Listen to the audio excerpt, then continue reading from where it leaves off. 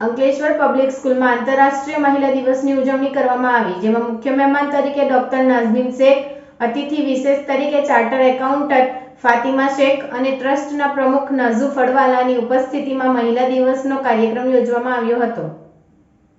Doctor Naznin શેખે પોતાના વક્તવ્યમાં કહ્યું કે દરેક મહિલા પોતે પ્રતિભાવાન જ હોય છે, પરંતુ એને એની અંદર છુપાયેલી પ્રતિભાની શક્તિની ખબર નથી હોતી. સ્ત્રીઓએ પોતે જ પોતાની અંદરની શક્તિને ઓળખવી પડે અને સમાજમાં યોગદાન આપવા માટે આગળ આવવું પડશે.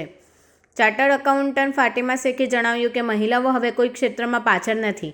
મહિલા ધારે તો ઘણું બધું પોતાના પરિવાર માટે અને સમાજ માટે યોગદાન આપી શકે છે અને મહિલાઓએ એ જ બાબતે આગળ વધવાની જરૂર છે. સ્કૂલના પ્રમુખ નાઝુ ફળવાલાએ જણાવ્યું કે આજના સમયમાં મહિલાઓ દેશના વિકાસમાં પુરુષોની સાથે બરાબર યોગદાન આપી રહી છે. મા બનીને હોય, દીકરી બનીને હોય કે પત્ની બનીને સામાજિક મુશ્કેલીઓને પાર કરીને ખૂબ જ ઝડપથી આગળ વધી રહી છે.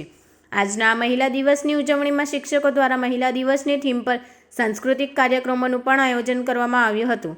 સ્કૂલ દ્વારા મહિલા દિવસના ભાગરૂપે શિક્ષકો અને એક્ટિવ વિદ્યાર્થીઓની માતાઓનું સન્માન પણ કરવામાં આવ્યું હતું. પ્રિન્સિપાલ ધ્રુતા રાવલ અને પ્રી પ્રાઇમરીના પ્રિન્સિપલ શ્રદ્ધા પટેલના માર્ગદર્શન દ્વારા કાર્યક્રમની વ્યવસ્થા અને આયોજન કરવામાં આવ્યું હતું. કાર્યક્રમમાં સ્વાગત પ્રવચન નિમિષા પટેલ દ્વારા અને આભાર વિધિ દુર્ગા રાવલ દ્વારા કરવામાં આવી હતી.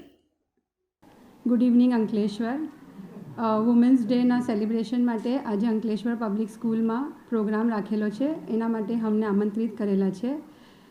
મેં એવું માનું છું કે એમ્પાવરમેન્ટ ઓફ વુમેન જે સ્ટાર્ટ થાય છે એ પેરેન્ટ્સથી સ્ટાર્ટ થાય છે.